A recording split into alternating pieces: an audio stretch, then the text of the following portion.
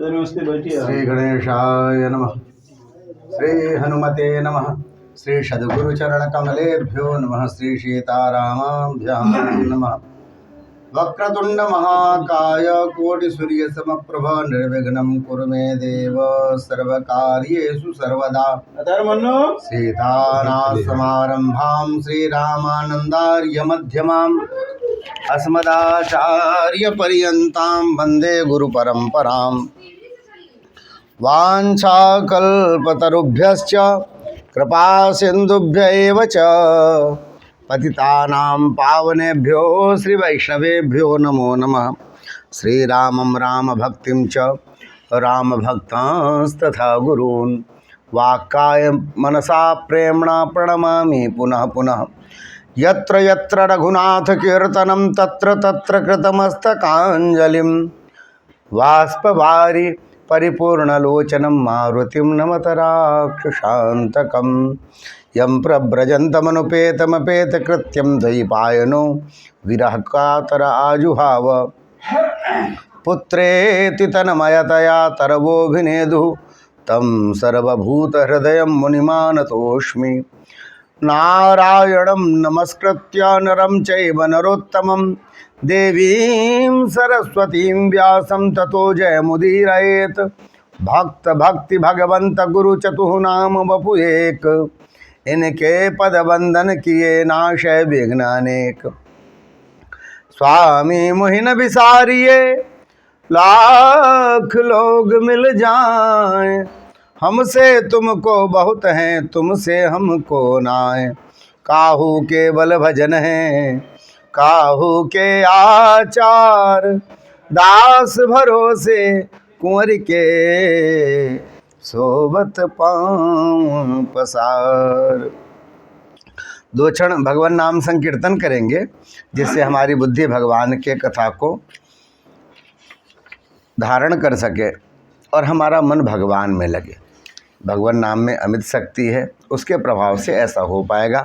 तो हम सब भगवान के नाम का आश्रय लेते हैं। जिनके पास भी जिहुआ हो सब लोग बोलेंगे राधे राधे राधे जय जय जय श्री राधे। राधे राधे राधे राधे राधे राधे जय राधे राधे राधे जय जय जय श्री राधे। राधे राधे राधे जय जय जय श्री राधे। जय राधे राधे राधे जय जय जय श्री राधे। राधे राधे राधे जय जय जय श्री राधे।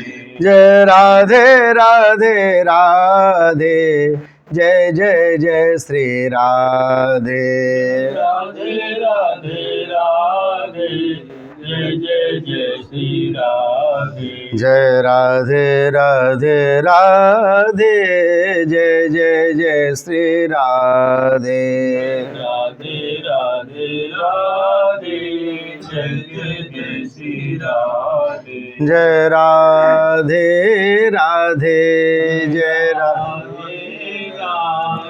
जय राधे राधे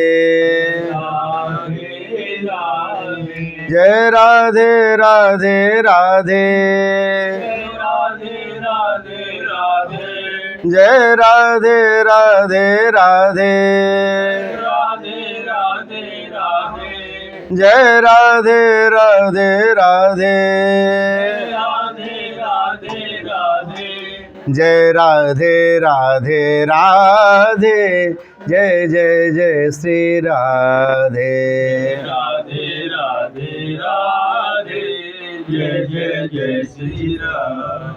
जय राधे राधे राधे जय जय जय श्री राधे। राधे राधे राधे जय जय जय श्री राधे। बोलिए भक्तवत्सल भगवान की, श्री वृंदावन बिहारी लाल की, श्री बरसाने वारी की, श्री हनुमान जी महाराज की, सद्गुरुदेव भगवान की, सर्व संत भक्त वैष्णवन की, गंगा मैया की, गैया मैया की, गिरिराज महाराज की, श्रीमद् भागवत महापुराण की, श्री व्यास जी महाराज की, सभी श्रोता वक्ताओं की, श्रीमद् भागवत सप्ताह ज्ञान यज्ञ की, आज के आनंद की। भोले बाबा को याद करते हुए नमः पार्वती पतये हर हर महादेव। अकारण करुणा वरुणालय भक्तवांछा कल्पतरु तड़िद्युत अभिनंदित पीताम्बरधारी भगवान श्री कृष्ण, उनकी परम प्रिया श्री किशोरी जी की असीम अनुकंपा श्रीमद् भागवत सप्ताह कथा के रूप में हम सबको प्राप्त हो रही है। और इस मंगलमय दिवस का यह आज 6वां दिन, हम सब भाग्यवान हैं जो हमें इस कार्यक्रम में शामिल होने का अवसर हो रहा है। बारंबार श्री हनुमान जी महाराज को प्रणाम करते हुए, क्योंकि जहाँ जहाँ भी कथा होती है वहाँ हनुमान जी महाराज अवश्य पधारते हैं और भगवान की कथा सुनते हैं। उनके चरणों में बारंबार प्रणाम करते हुए, कुल देवता को प्रणाम करते हुए, जिनके कृपा से इस कुल में और इस वास्तु में हमें जो है श्रीमद् भागवत कथा करने का अवसर और सुनने का अवसर हम सबको प्राप्त हो रहा है। हमारे जजमान के रूप में सुनामधन्य श्री कृष्ण कुमार जी श्री वास्तव जी वकील साहब, और बड़े नियम से निष्ठा से प्रेम पूर्वक भगवान की कथा सुन रहे हैं। स्वर्गीय श्री परमेंद्र कुमार श्री वास्तव जी की पुण्य स्मृति में, उनकी पुण्यतिथि में यह कथा आयोजित की गई, यह सत्संग आयोजित किया गया। 1 घंटे का कुल क्रम रहेगा और उसको यदि हम ध्यानपूर्वक सुनेंगे तो भगवान की मधुर कथाएं हैं, कोई ज्ञान की बहुत सारी बातें नहीं होंगी, भगवान की मधुर कथाएं हैं। आप सबको मालूम है, फिर भी जिससे प्रेम होता है ना, उसकी चर्चा बार बार अच्छी लगती है। तो इसलिए भगवान की वही जो कथाएं हमें मालूम है वो फिर से हम सब एक दूसरे से चर्चा करेंगे। और उन कथाओं के क्रम में कल हम सब ने श्रवण किया था कि भगवान इंद्र की पूजा समाप्त करवा करके और गोवर्धन जी का पूजन शुरू करवाया। भगवान कहना चाहते हैं कि केवल लिख पे नहीं रहना चाहिए, आप में खुद भी कुछ हो। और दूसरी बात, जो व्यक्ति हैं जो पूजे जा रहे हैं उनकी भी जिम्मेदारी बनती है। जैसे कहें ब्राह्मण पूज्य है तो ब्राह्मण की भी जिम्मेदारी बनती है कि वो पूज्य की तरह रहे, व्यवहार करे समाज के लिए, अपने लोगों के लिए, अपने आसपास में रह रहे लोगों के लिए एक ऐसी स्थिति उत्पन्न करे जिससे सबके हृदय में भगवान के प्रति प्रेम बढ़े, साधु सन्यासियों के प्रति प्रेम बढ़े, ब्राह्मणों के प्रति आदर भाव बढ़े। अपने कर्म से ऐसा करके दिखा।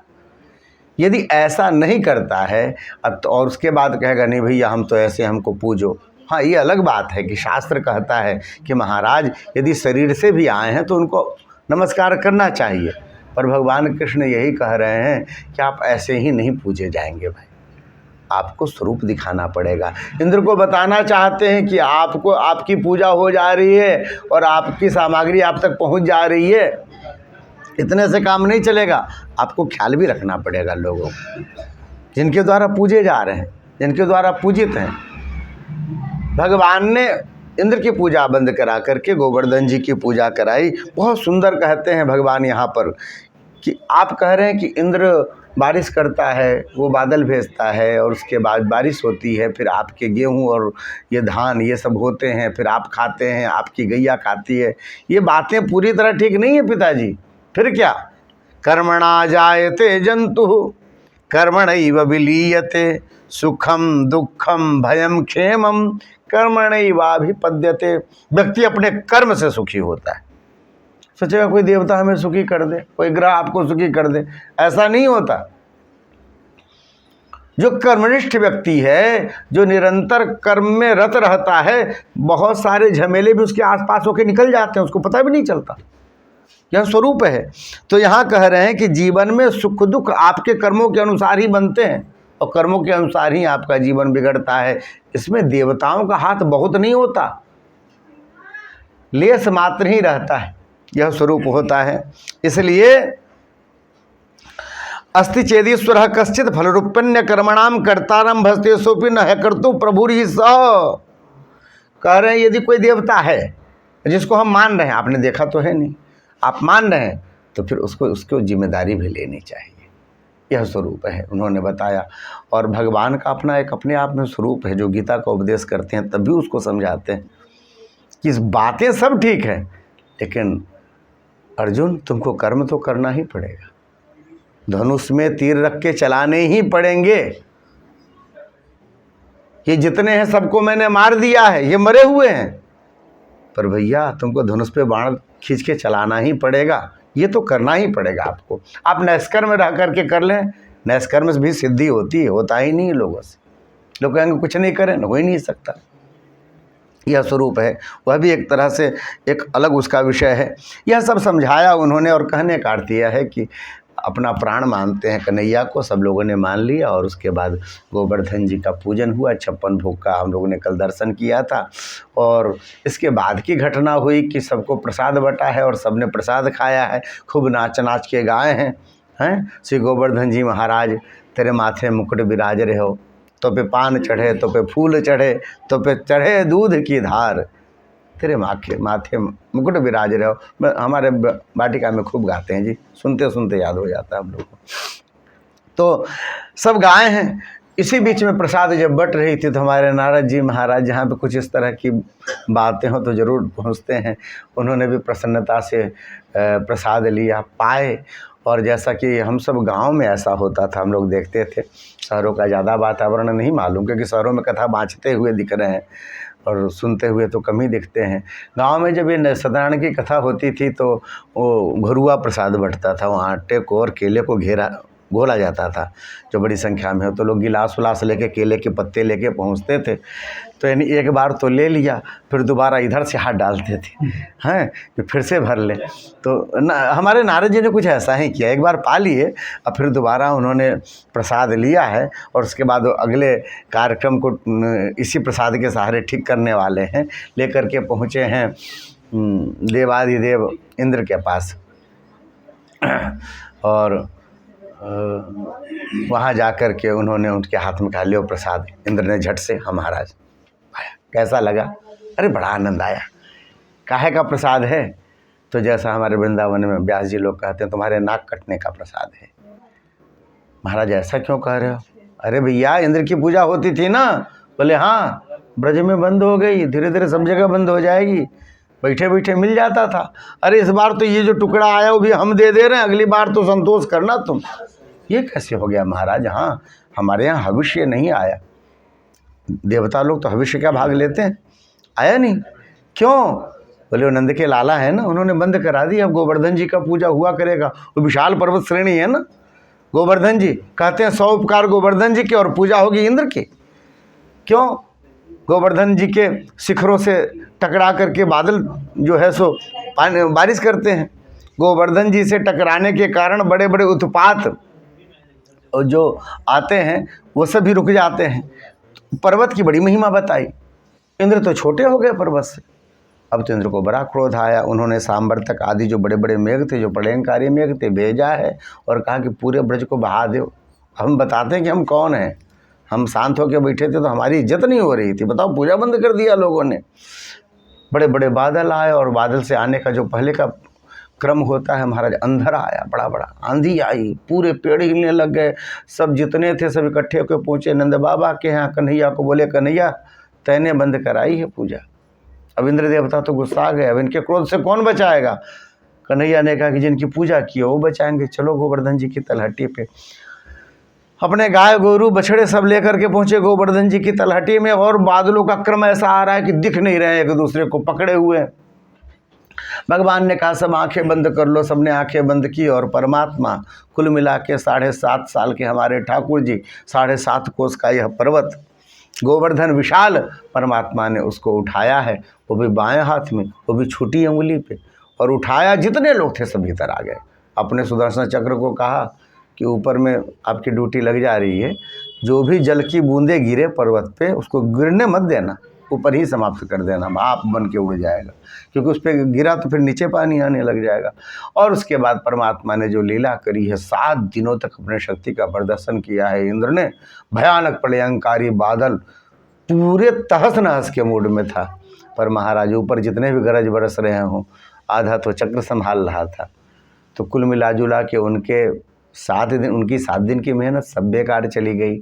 इंद्र शर्मिंदा होकर के अपने बादलों को वापस लौटा करके लाया है, वो वहाँ पर सीकड़ में बांधा। 7 दिनों तक जितनी भी गोपिकाएं हैं, जितने भी गोप हैं, इन सबको अवसर मिला। भगवान से खूब मनाती थी कि जिस कन्हैया की छवि हम क्षण भर को देखने के लिए आकुल रहते हैं, और भगवान जब गौचारण करके आते हैं तो उनकी छवि को देखने के लिए दरवाजे पे घंटों खड़े रहना पड़ता है, और तब क्षण भर के लिए भगवान के दर्शन हो पाते हैं। यह छवि कभी ऐसा भी अवसर आए कि हम निर्निमेष भाव से देख पाएँ, और ऐसा अवसर भगवान ने दिया। 7 दिनों तक भगवान हिले ही नहीं, क्योंकि हिल जाते तब तो सब लोग चटनी हो जाते। ज्यों के त्यों खड़े रहे और सबने भगवान का दर्शन किया। जितनी गोपिकाएं हैं सबने महाराज आंचल उठा के खूब आशीर्वाद दिया है। इंद्र तुम जुग जुग जियो, तुम्हारा यश बना रहे, तुम फलो फूलो सदा बने रहो, सब आशीर्वाद ऐसे देती है ना मैया लोग।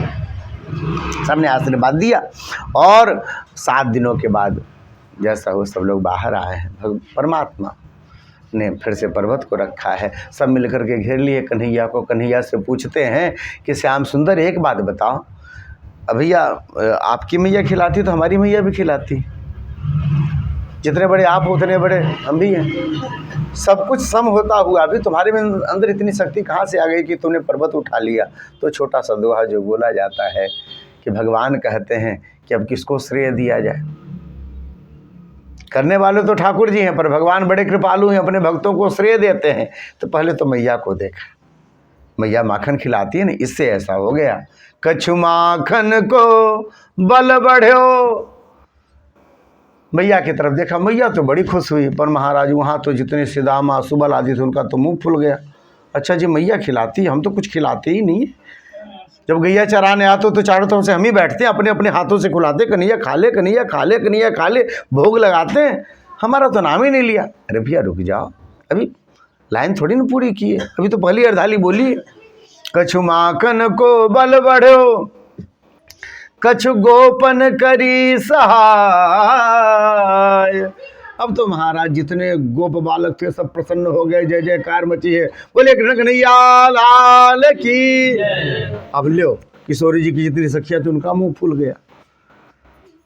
ये नासपीटे खिलाते हैं आपको, और मैया ही खिलाती है, पर हमारी जो रोज दही की हड़िया सब फूटती हैं, हमारे माखन के जो हड़िया सब चोरी होती हैं, माखन हमारे घर से चोरी होता है, उसका तो कुछ गिनती ही नहीं है, हमारा तो कोई यस ही नहीं है महाराज, बस ऐसे ही चला गया। बोले रहने दो भाई, आधी बाकी आधा ही कविता हुआ है। और उसके बाद भगवान ने कविता पूरी की, किशोरी जी की तरफ देखा है। गोपियों को प्रसन्न करना हो तो किशोरी जी की बड़ाई कर दें, तो भगवान ने कहा भी इन सब का नाम तो लिया, पर इसमें सबसे बड़ी भूमिका किशोरी जी की है। कछु माखन को बल बढ़ो, कछु गोपन करी सहाय, पर किशोरी जी की कृपा से, राधा रानी की कृपा से गिरिवर लियो उठाए। गोपियों ने कहा देखो जी अब आपने सही बात बोली है, अपने में ताकत होता तो दाहिने में उठाए होते। वाम भाग तो किशोरी जी हैं, एक तो किशोरी जी के हाथों में ही उठाए, बायां हाथ की छोटी उंगली में उठा, दाएं में उठा लेते अपने में ताकत थी तो। भगवान मुस्कुराने लग गए। किशोरी जी में और ठाकुर जी में भेद थोड़े ही नहीं है, भगवान का ही स्वरूप किशोरी जी, राधा जी। एक ज्योति के 2 भाग हुए, और भगवान ने अपने में से ही एक को निकाला, वो किशोरी जी बन गए, ये ठाकुर जी बन गए, और दोनों की यह प्रेम कथा हम लोग गाते हैं, सुनते हैं। आगे फिर इंद्र को शर्मिंदा होना पड़ा है, परेशान है इंद्र। अब क्या करे, भगवान के सामने हम गलती कर दी, उसमें भी भगवान के भक्तों का अपकार कर दिया। अब ठाकुर जी के क्रोध से हमको कौन बचाए। और उसमें तुर्रा ये कि इतना बड़ा राजा है, देवताओं का राजा है, ऐसे जाके पैर भी नहीं पकड़ सकता, थोड़ी सी शर्म भी महसूस होगी, सबके सामने कैसे करे। जो ऊंचे ऊंचे लोग होते हैं उनकी स्थिति बड़ी अद्भुत होती है, उनको झुकने में बड़ी तकलीफ होती, अहंकार झुकने नहीं देता। तो बड़े बड़े लोग तो 2 ड्राइंग रूम बनाते हैं, एक ऐसा जिसमें पूरा संसार उनके आगे झुकता है, एक दूसरा वाला जिसके आगे वो स्वयं झुकते, वहाँ बैठाते, बैठाओ हम आ रहे हैं अभी, ऐसा करके। तो महाराज इंद्र बड़ा परेशान, भगवान हर समय गाय बछड़ों से घिरे हुए, गोप बालकों से घिरे हुए, और यदि कोई देख ले तो महाराज बात तो खुल जाएगी। इंद्र महाराज तो बिल्कुल साष्टांग कर रहे थे कन्हैया के आगे।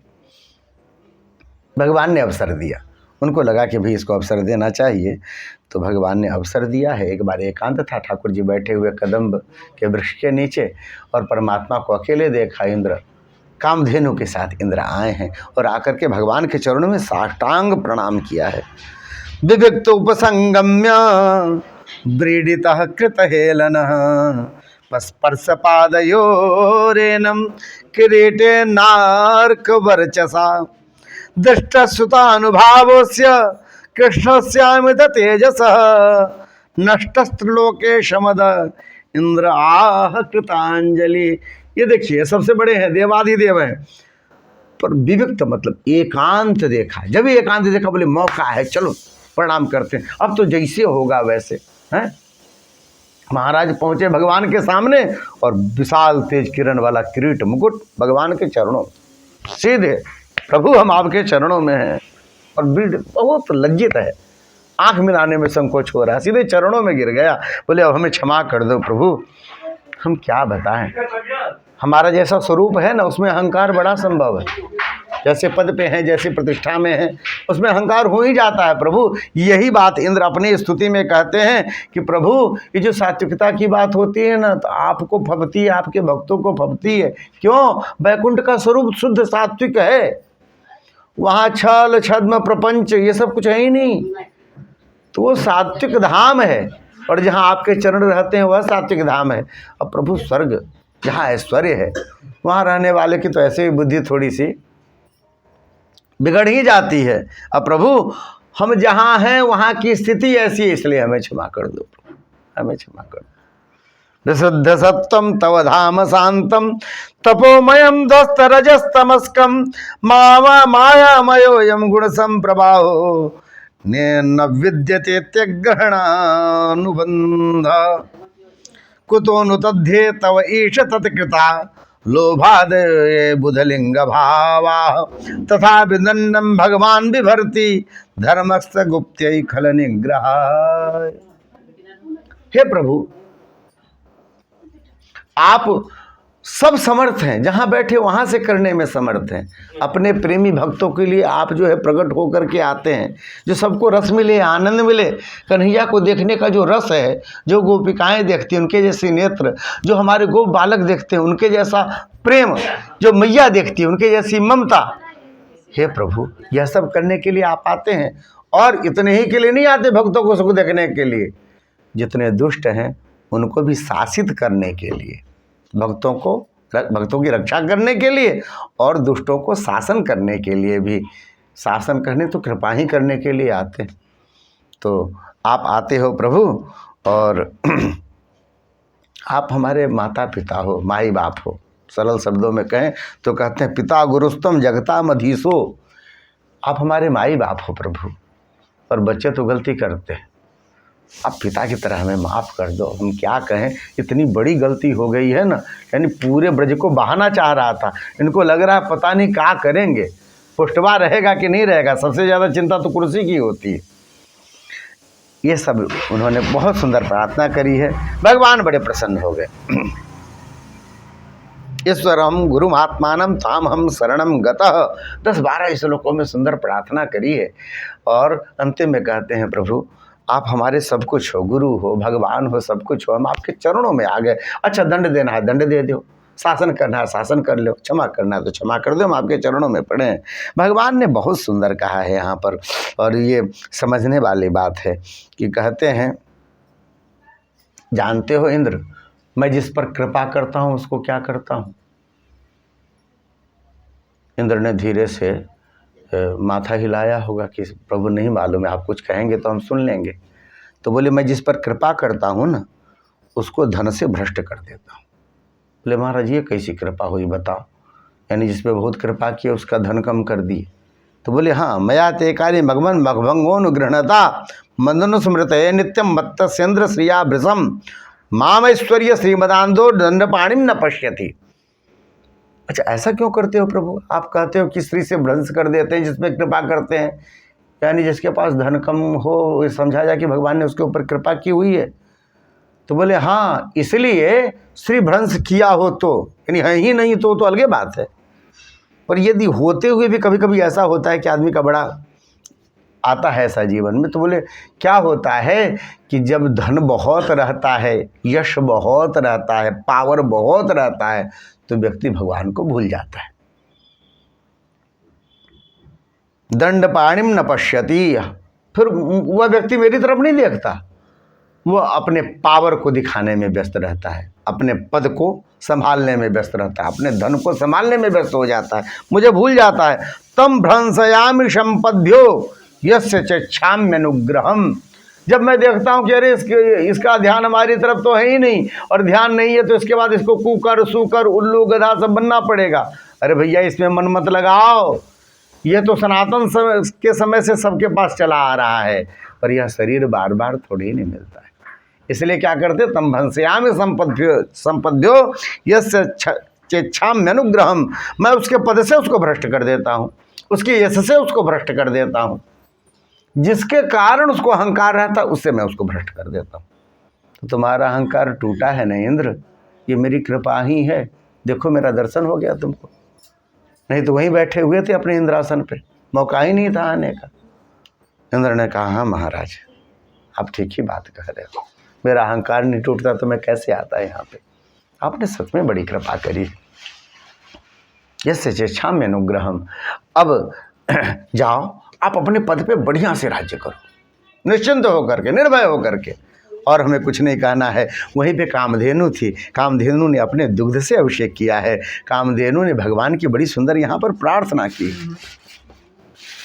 गाय को देख करके भगवान प्रसन्न हो गए हैं, गाय लेकर के आया, भगवान खूब सुंदर प्रार्थना करी है। और उसके बाद कहते हैं जब देखे कि भगवान प्रसन्न हैं, तब शायद उनके पास भी कुछ रहा होगा, SMS भेजने वाला या व्हाट्सएप भेजने वाला। इंद्र को लगा कि अब हमको डांट मिलनी नहीं है, अब तो हमको शाबाशी मिल रही है, अब सबको बुला लेंगे तो दिक्कत नहीं है। अब महाराज अचानक ही वहाँ पर सब जो है दिखने लग गए, गंधर्व ऋषि मुनि, भीड़ लग गई, पूरी की पूरी भीड़ लग गई। पहले सब हड़बड़ा रहे थे जो जाएंगे पता नहीं क्या हो, इंद्र तो कैसे डरते डरते हैं। यहाँ सब तत्रागतस्तुम वरुणारदादयो गंधर्व विद्याधर सिद्ध चारणा जगुर्यशो लोक मलापहम हरे सुरांगना सन्न तुरमुदान्विता। अरे क्या नहीं हुआ, वहाँ स्तुति हुई, वहाँ गायन हुआ, वहाँ नृत्य हुआ, अप्सराएं नृत्य करने लग गई। महाराज वो कदम्ब के वृक्ष के नीचे कहाँ अकेले ठाकुर जी बैठे हुए थे, अकेला इंद्र आया था, पर अचानक भगवान ने जो आशीर्वाद दिया है, सांत्वना दी है, क्षमा किया है, उस क्षमा का फल सब लोग नाचने लग गए और सबको भगवान के दर्शन हुए हैं। आकाश से पुष्पों की वृष्टि हुई है, चारों तरफ स्वर्ग के फूलों का जो है सो बिखराव हो गया, जो यहाँ नहीं होता है स्वर्ग में होता है, ऐसे फूलों का बिखराव हो गया। और कहते हैं खूब सुंदर सामग्री सब लेकर के आए, देवता लोग सबने चढ़ाया है, और उसके बाद बारंबार प्रणाम किया और अभिषेक करके परमात्मा को सब लोग वहाँ से चले हैं। बड़ा सुंदर यह प्रसंग है। आगे एक प्रसंग आता है छोटा सा कि एकादशी के दिन निराहार के रूप में हमारे नंद बाबा यमुना जी के किनारे बैठे। एकादशी का जो स्वरूप एक होता है कि महाराज प्रातःकाल स्नान करके परमात्मा का भजन पूजन करके नियमानुसार कुछ विशिष्ट पूजा करके ठाकुर जी की मूर्ति रख करके, और उसके बाद उसकी विशिष्ट पूजा करके सहस्त्रार्चन के द्वारा, विशेष अर्चन के द्वारा, अभिषेक के द्वारा, जिससे आपका दिन उस समय भगवान में लगे। एकादशी का सामान्य अर्थ होता है कि आपकी ये जो 9 इंद्रियां हैं, मन और बुद्धि, ये 11, ये सब जो है भगवान में ही लग जाए, ये आपके इधर उधर न लगें। ये एकादश जो है भगवान में लगे तो एकादशी, तो ये सब जो है लगा करके और फिर भगवान का पूजन करे। फिर जब सायंकाल का समय हो तो उसके बाद फिर कहते हैं सो कीर्तन आदि शुरू करें। कीर्तन करते हुए फिर रात्रि हो जाती है। जब निराहार रहते हैं तो फिर रात्रि पूरा बीतती है, तो महाराज उसके बाद फिर स्नान करते हैं और फिर समयानुसार जैसा नियम है पारना किया जाता है। एकादशी का यही मूल स्वरूप है। नंद बाबा हमारे ऐसे ही एकादशी करते थे, हम लोग वाले एकादशी नहीं कि महाराज एक दिन पहले तो दबा के खाए, मालूम नहीं कल एकादशी, कल तो भूखे रहना है, तो पहले एक दिन तो पहले दबा के खाते हैं और दूसरे दिन सुबह ही से शुरू कर देते हैं 8 बजे से, भैया आज एकादशी है तो इसका मतलब भूखे तो नहीं रहेंगे। तो फिर पकौड़ी आएगी, चटनी आएगी, चिप्स आएगा, हैं? आज तो सब जगह उपलब्ध होने लग गया। थोड़े से फल के चाट आ जाएंगे, फिर कहेंगे अरे आज एकादशी, आज तो बड़ी भूख लग रही है। फिर उसके बाद 11-12 बजे हैं थोड़ी सी सिंघाड़े की पूड़ी आ जाएगी, सब्जी आ जाएगी, थोड़े से जो है सो खीर आ जाएंगे, रामदाने का जो है खीर हो जाएगा, ये सब सामग्री आएगी। उसके बाद कहना जाएगा आज एकादशी है महाराज, शाम को कुछ हल्का सा तो लेना चाहिए। उसके बाद बेल आजकल आ रहा है, शरबत आता है, शरबत ले लिया उन्होंने और थोड़ा ठंडा गर्म कुछ हो गया। चाय तो महाराज पता नहीं कौन सा पुण्य करके आई, उसके लिए तो कोई व्रत उपवास सब नियम में चलता है। इतना तो ग्रहणों में लोग पीते हैं, चाय के लिए बना नहीं है, लिखा नहीं था ना, ग्रहणों पे तो चाय तो चल ही रहा था। और उसके बाद जब रात होता है तो कहते भाई एकादशी है, थोड़ा सा हल्का फुल्का तो कुछ लेना ही चाहिए आदमी को। अब उसके बाद फिर फाफड़ की खिचड़ी रहेगी, ऊपर से 2 चम्मच ज़्यादा घी डाल करके, साथ में पुदीने की चटनी रहेगी, हैं, थोड़ी सी कुछ सब्जियां बन जाएगी, पालक की पकौड़ी थोड़ा सा हल्के में लिया जाता है, वो सब पर्याप्त लेंगे। और उसके बाद फिर जब सोएंगे तो दूसरे दिन कहेंगे भैया देखो कल एकादशी था, सुबह सुबह पारना होना चाहिए। अब पत्नी कहती है कि ये काहे की एकादशी, रोज़ से तो ज़्यादा किचन में रहना पड़ा, इससे बढ़िया तो चावल ही दाल खाते तो अच्छा था। लेकिन ये स्वरूप है, ऐसा बनता चला है। एक एकादशी का यहाँ स्वरूप नंद बाबा जो करते हैं निराहार, एकादश्याम निराहारा समभ्यर्च्य जनार्दनम, एकदम स्पष्ट शब्द है, संस्कृत भी है तो भी अर्थ समझ में आ रहा नहीं। एकादशी के दिन निराहार रह करके भगवान की अर्चना करके, और कहते हैं यमुना जी के किनारे आके बैठ गए नंद बाबा, स्नातुम नंदस्तु कालिंद्याम द्वादश्याम जलमाविशत। रात्रि में उन्होंने समझा कि हो गई है सुबह, हाथ में घड़ी तो बांधते नहीं थे, यमुना जी में उतर पड़े, वरुणों के सैनिकों ने पकड़ लिया, वरुण लोग को ले गए, वरुण जी ने देखा उनको बैठाया है। यहाँ तो महाराज भगदड़ मच गई, नंद बाबा की धोती दिख रही, खड़ाऊ दिख रही, बाबा दिख नहीं रहे, डूब गए।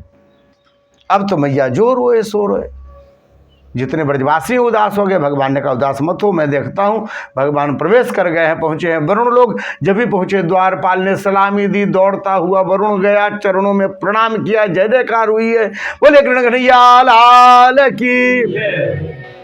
अब नंद बाबा बड़े ध्यान से देखे, क्योंकि देखो बाप को तो हाथ बांध के बिठाया हुआ है नीचे, अब बेटे की जय जयकार कर रहे हैं सब। बताओ, भगवान को अपने आसन पे ले जा करके बैठाया वरुण जी ने, उनके चरण धोए हैं, सबको चरणामृत बाटी है, माला मंगवाया, फूलों से सजाया, परमात्मा को सुंदर जलपान कराया, आरती उतारी है।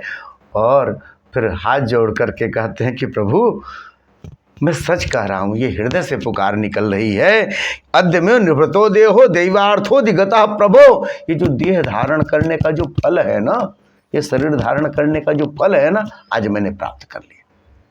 क्यों? आपकी सेवा कर ली प्रभु, सेवा कर ली। कहाँ मिलता है प्रभु, रोज जीते हैं, रोज खाते हैं, जगते हैं, सोते हैं, भगवान की सेवा का कहाँ अवसर आता है? उसमें भी आप प्रत्यक्ष आ गए हो। हमें लगता है ये देह धारण का फल हमें प्राप्त हो गया है। हम लोग जब पूजा करते हैं ना तो फल का मंत्र बोलते हैं, तो मुझे बड़ा पसंद आता है फल का मंत्र। फल का मंत्र बोलते हैं, इदम फलम मया दत्तम, यह फल मैं आपके सामने चढ़ा रहा हूँ प्रभु, और यह फल इसलिए चढ़ा रहा हूँ, ये न में सफला बाप्तिर भवे जन्मनी जन्मनी, यह फल चढ़ा करके मेरा जीवन सफल हो गया। अरे हम बहुत खाते हैं, अंगूर, सेव, खीरा सब खइबे करते हैं, चढ़ाने का कहाँ मौका आता है? आपको चढ़ाने का मौका आया, ये हमारा जीवन सफल हो गया। बाकी सब तो रोज खाते हैं, बिना खाए तो शरीर न चले। यहाँ यही बात वो कह रहे हैं कि यह शरीर धारण इसलिए सफल हुआ कि बाकी सब कर्म तो हम कर ही रहे थे, पर आपकी सेवा का कहाँ अवसर आया था प्रभु। तत्पाद भाजो भवापु भगवन नवापु पार मध्वन, हम आपके चरणों में प्रणाम करते हैं प्रभु। आपको बारंबार प्रणाम करते हैं कि आप हमारे पास आए। अब हमसे गलती तो हो गई, आपके पिताजी को पकड़ के ले आए। अब सेवक गलती करे तो मालिक ही का तो दोष है। अब गलती तो हो गई। अजानता मामके न मूढ़े ना कार्य वेदिना आनी तोयम तो पिता तद भगवान क्षंतु मरहति। अब हम कुछ भी एक्सक्यूज मी कुछ नहीं बोलेंगे, प्रभु गलती हो गई, हम सामान्य हैं, अब हमें क्षमा कर दो। ऐसा जब कहा है बस, लेकिन इस गलती के कारण देखो आपके जैसा कृपालु कौन मिलेगा। इस गलती के कारण हमें दंड मिलना चाहिए था, तो हमें उल्टे आपके दर्शन मिले।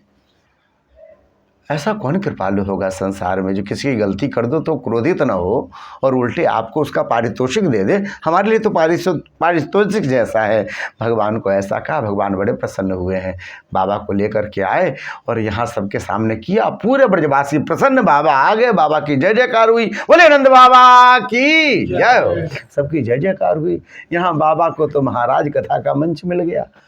अब तो सब पूछे, अरे बाबा कहाँ गए थे, किधर गए थे? और बाबा सुनाए सबको।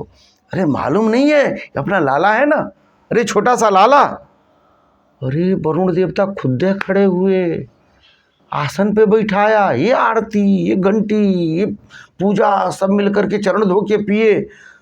अरे भैया सच में गर्गाचार्य जी ठीक कहते थे, ये सामान्य बालक नहीं है हमारा लाला। याद है गोवर्धन पर्वत इतना विशाल, ये बड़े बड़े राक्षस, ये सब मारे गए, याद है ना, बड़ा सा काली नाग।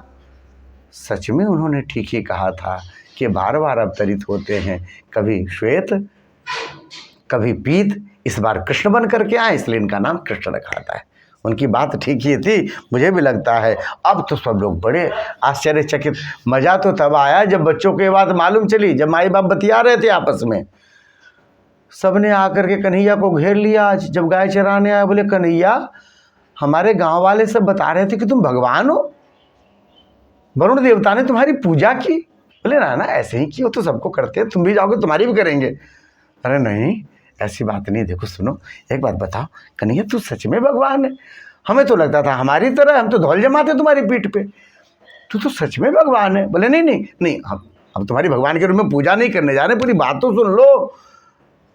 अच्छा एक बात बता कन्हैया, हम लोग 1-2 बाल्टी दूध देखते हैं हमारे घर में होती है, तुम्हारे यहाँ लाख गाय है तो ज़्यादा दूध होता है, पर दूध का समुद्र है कहते क्षीर सागर, जहाँ नारायण रहते हैं। तू नारायण है ना, एक बार हमें क्षीर सागर के दर्शन करा दे, हम देखना चाहते हैं, वो बैकुंठ के दर्शन करना चाहते हैं। यार क्षीर सागर दूध का समुद्र कितना विशाल होगा।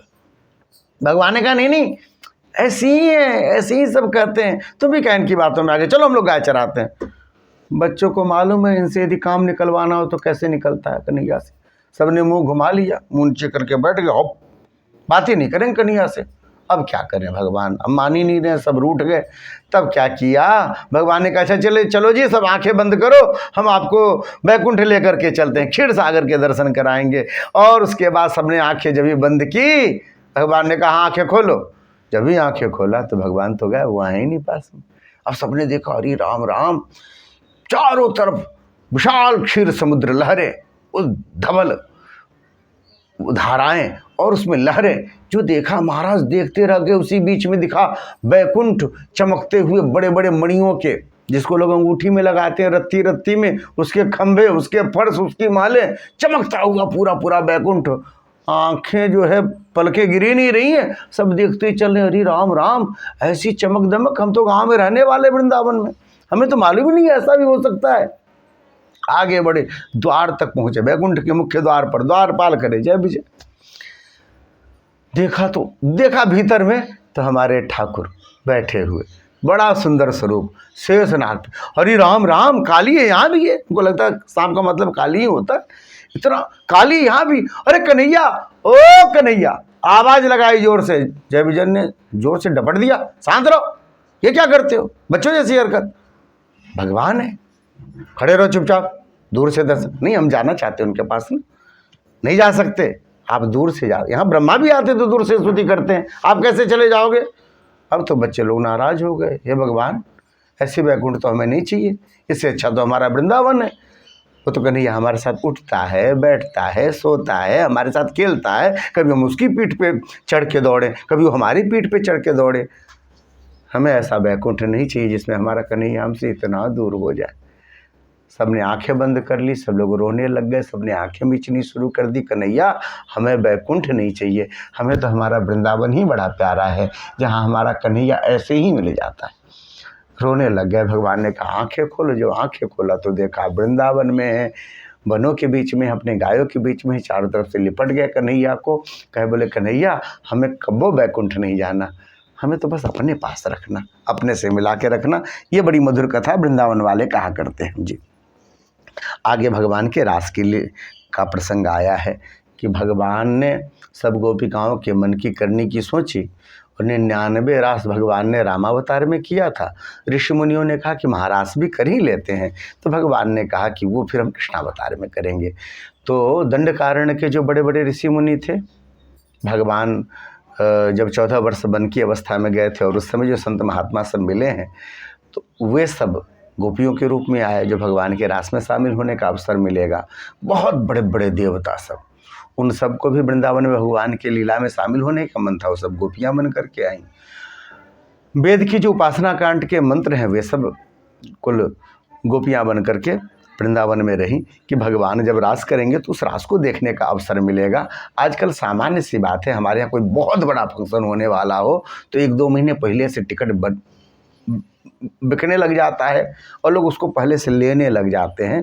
छोटा मोटा बहुत ख़राब उदाहरण है IPL जी, तो पहले से टिकट बुक कराते हैं। हमारे इस महाराष्ट्र में शामिल होने के लिए लोगों ने जन्म जन्मांतर से पहले से टिकट बना के रखा था कि हमें भगवान के इस स्वरूप में शामिल होना है, इस रास में शामिल होना है। कुल मिला के महाराज वो 56 करोड़ गोपिकाओं का स्वरूप परमात्मा ने देखा। आज शरद पूर्णिमा की रात्रि है, करीब करीब 1 वर्ष हुए हैं जब कात्यायनी जी का अनुष्ठान उन लोगों ने किया था। उसके 1 वर्ष से कुछ ज़्यादा समय हुए हैं और कहे कि गोपिकाओं के मन की बात हो ही जाए। कात्यायनी महामाये महायोगिन निधीश्वरी नंद गोप सुतम देवी पतिम में कुरुते नमः, यह मंत्र जो है कात्यायनी देवी के अनुष्ठान का गोपिकाओं ने किया था। भगवान उनको भर्ता के रूप में, महाराज अखिल जगतपति के रूप में, पति के रूप में प्राप्त हो, तो भगवान ने वह स्वरूप से नहीं, जितने भी जिसके मन में जो भी है सब सिद्ध करने के लिए महाराज का आयोजन किया। शरद पूर्णिमा की दिव्य रात्रि, यहाँ पर बड़ा सुंदर वर्णन किया हुआ है। चमकता हुआ आकाश में विशाल चंद्रमा का स्वरूप गुलाबी गुलाबी, और उसकी चमक में पूरा संसार चमकता हुआ। क्या तारे, क्या चंद्रमा, महाराज जहाँ भी उसका प्रकाश पड़ता है लगता है कि चंद्रमा ने अपना स्वरूप छोड़ा है। पत्ते चमक रहे हैं, फूल चमक रहे हैं, वृक्ष चमक रहे हैं, और यमुना जी की लहरें चमक रही हैं, गोवर्धन पर्वत चमक रहा है। उस चमकते हुए के बीच महाराज वह बालू के कण जो यमुना जी का किनारा है चमचमा रहा है। ऐसा लगता है किसी ने चांदी पीस करके यमुना जी में बहा दिया हो। वह चमक, क्योंकि चंद्रमा के प्रकाश से चमक रहा है और पूरे में चांदी किसी ने फैला दी हो। उस चमकती हुई रात्रि को परमात्मा ने देखा। अपने बंशी पर उन्होंने क्लिंग इस बीज मंत्र को बजाया है और कहते हैं ऐसा मोहित करने वाला यह बंशी निनाद था कि जहाँ जहाँ गया, जहाँ कहाँ गया होगा, उन सबको कनेक्ट किया जो जो पहले से प्रतीक्षारत थे। सबने नहीं सुना, गोप नहीं आए हैं वहाँ पर और कोई नहीं आया। जिनको आना था वही आए, जिन्होंने टिकट लिए रखी थी वही आए, जो केवल इसी के लिए थे वही आए, चाहे जिस रूप में भी थे। तो सब वहाँ पर चल दिए हैं। जो जिस अवस्था में थे उसी अवस्था में भगवान के उस वेणुनाद को सुन कर के चल दिए हैं। और यहाँ बड़ा लंबा प्रसंग है, बहुत मधुर स्वरों में बहुत मधुर करके आपको छोटे में सुनाते हैं कि महाराज गाय दूह रही थी वह चली आई, रोटी बेल रही थी वह चली आई, वस्त्र धारण कर रही थी वह चली आई, जिस अवस्था में थी उसी अवस्था में चली आई। चोटी बना रही थी, एक बनाया था एक नहीं बनाया था, चल रही। काजल लगा रही थी, एक लगाया एक नहीं लगाया, चल दी। अरे पहले से प्रोग्रामिंग किया हुआ तब न कहे कि भाई संभल लो तब चलो। ये जो पाँव है ना, ये तो आतुर थे, भगवान के बंसी निनाद को सुना तो चल दिया। कहाँ जाना है नहीं मालूम, कैसे जाना है नहीं मालूम, अपने मन से जाए तब तो निश्चित करके जाए ना। ये तो ठाकुर जी की याद में जुग जुग बिताया हुआ है, जब भी अवसर मिला तभी चल दिए। थोड़ा सा आश्चर्य लगेगा लेकिन बहुत सरल सीधा उदाहरण समझाते हैं।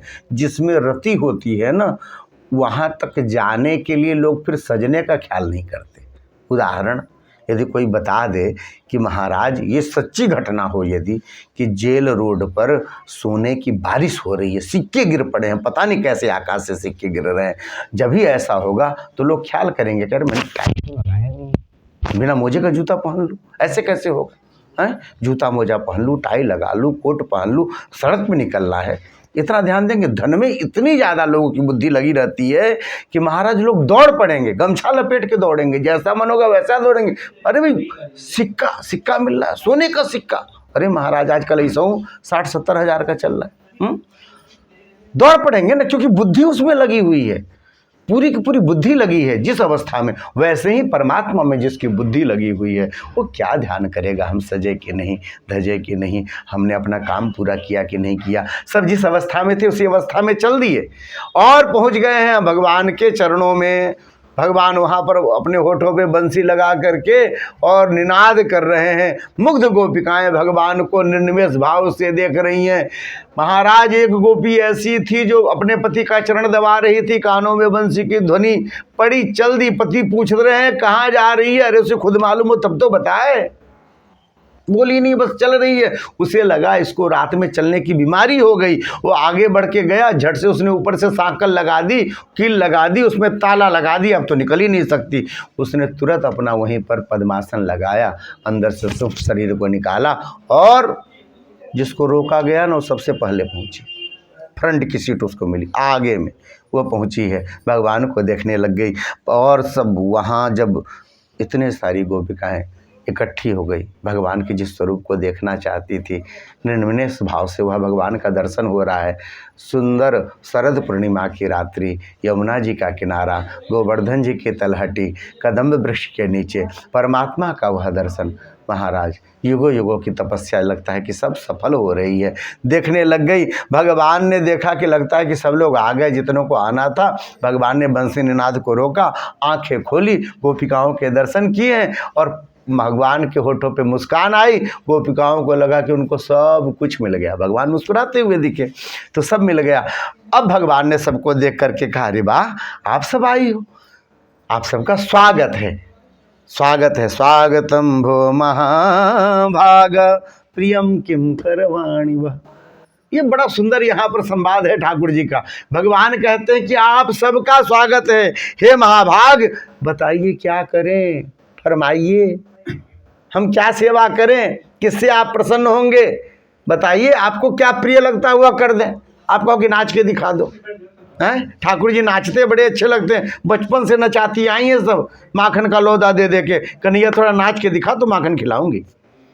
कहो तो नाच के दिखा, आपका क्या अच्छा लग रहा है, आपको क्या अच्छा लग रहा है, हम वो कर देते हैं। अब सब प्रसन्न हुई कि लगता है कि कुछ देखने को मिलेगा, पर भगवान ऐसे ही थोड़ी नटवर हैं ठाकुर, हैं? क्षण क्षण भगवान का स्वरूप बदलता है। भगवान ने कहा नहीं एक बात आपसे पूछनी थी, लो अभी तो कह रहे थे कि क्या करें, आपको पसंद क्या हुआ करते हैं, और फिर अभी कह रहे हैं एक बात आपसे पूछनी थी। क्या? इतनी रात गए आप क्यों आई हैं यहाँ पर? लो ये तो पूरा का पूरा भाव ही चेंज कर दिया भगवान ने।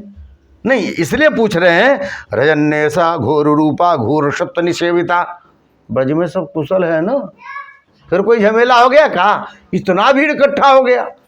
अरे लियो ये तो क्षण में अपना स्वरूप बदल लेते भगवान। अभी तो कह रहे थे स्वागत है आपका, कह रहे सब ठीक है ना, इसलिए पूछ रहे हैं भैया कि 12 बजे रात को, वो भी महिला जात, वो भी यमुना किनारे, सब ठीक है ना? अरे अच्छा इसलिए हम पूछ रहे हैं ना। अच्छा आपके मन में ये आया होगा कि कन्हैया पहुंचा हुआ है और हमारे कन्हैया बंसी बजा रहे हैं तो उनके दर्शन कर लें। अच्छा ये बात है ना, अब सब प्रसन्न हुई, शायद बात सही हो रही है, कन्हैया आप ठीक कर रहे हैं। सबके मन में थोड़ी प्रसन्नता हुई पर वह क्षणिक थी। आप दर्शन करने आ गई ना, हाँ दर्शन कर लिया आपने, जाओ अपने अपने घर जाओ, वापस सब अपने घर जाइए। अरे देखिए समय क्या है, रात के 12 बज रहे हैं, अच्छे घर की महिलाएं निकलती हैं क्या?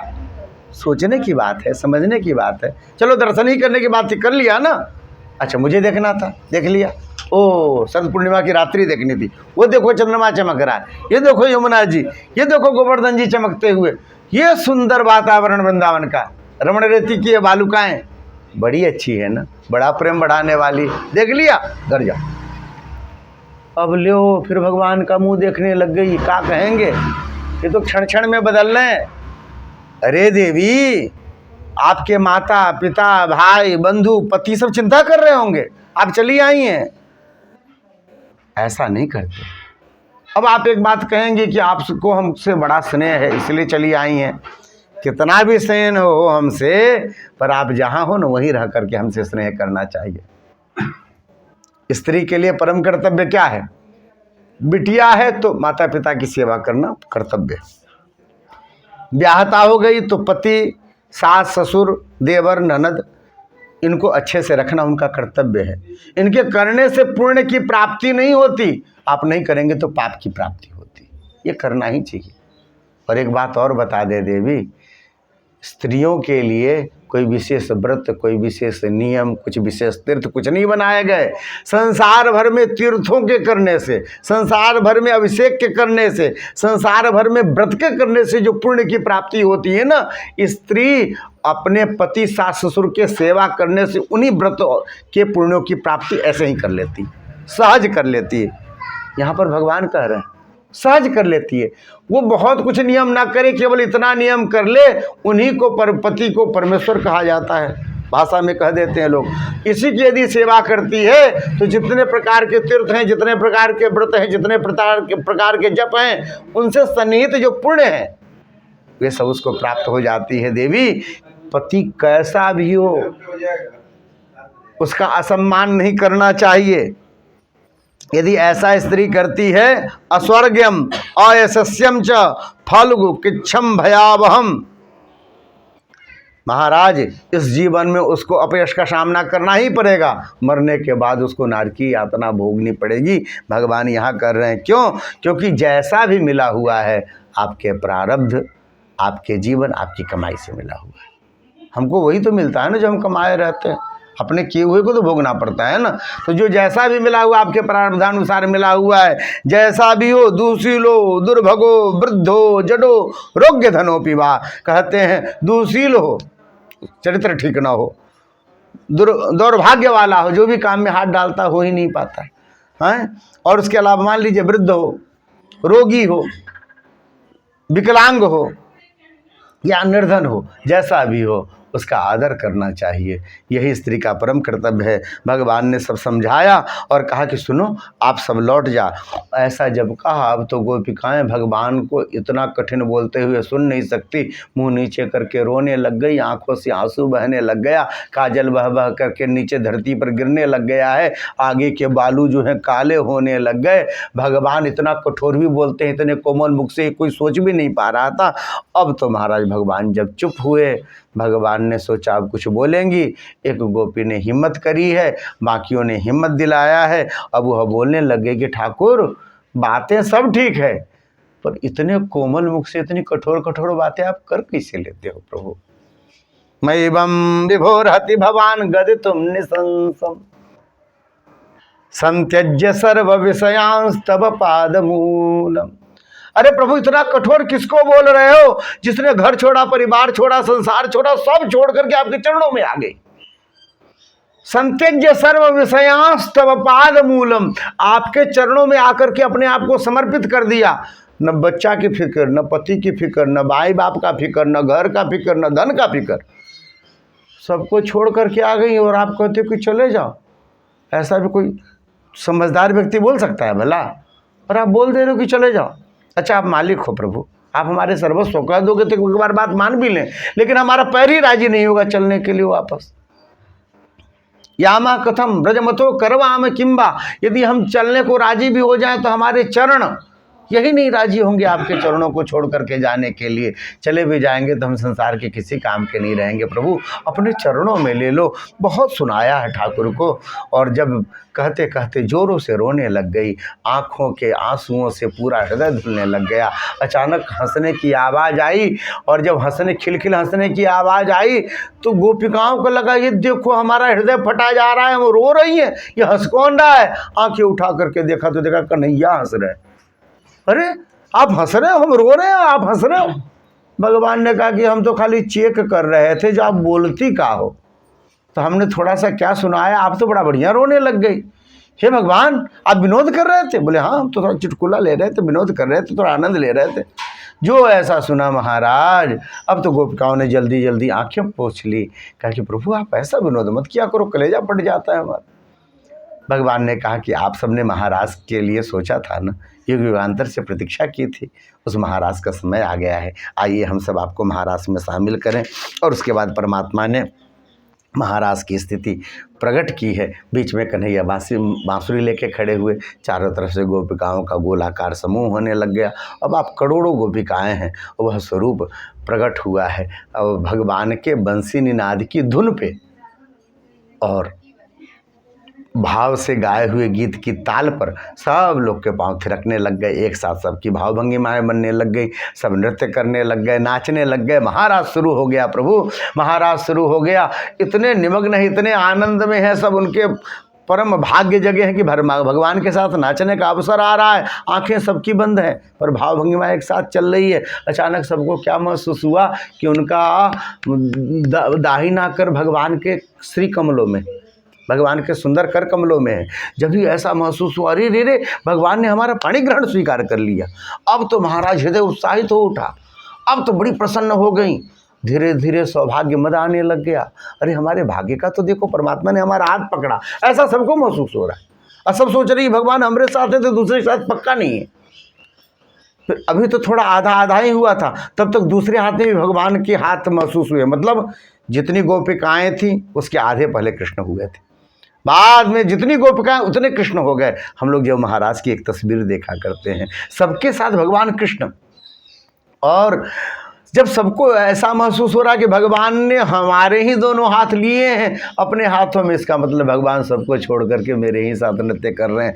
आंखें खोल के कौन देखता है, ऐसे आनंद की अपरिसीम आनंद जो है उसको महसूस कर रही हैं सब। सौभाग्य मद हुआ, अपनी सुंदरता पे मद हुआ, अपने सौभाग्य पे मद हुआ। भगवान ने कहा मद हमें नहीं चाहिए। ऐसा जब ही मद हुआ, भगवान अंतर ध्यान हो गए, हाथों से स्पर्श जाता रहा, सबकी आंखें खुल गई। कान्हा कहाँ है, कान्हा कहाँ है, कान्हा कहाँ है? अभी अभी तो मेरे साथ था। यही बात सब कह रहे हैं, करोड़ों की संख्या में सब यही कह रहे हैं, मेरे साथ। अब खोजने लग गई कन्हैया को, सब जगह खोजा, मिले कहीं नहीं। नदी के किनारे राधा जी मिली हैं, उनको घेर करके जो गीत गाया है। संसार के लिए जब रोते हैं तो रोना कहा जाता है, परमात्मा को याद करके जब रोते हैं तो गीत बन जाता है, जिसको यहाँ पर गोपी गीत कहा गया। 19 श्लोकों में बड़ा सुंदर गोपी गीत है।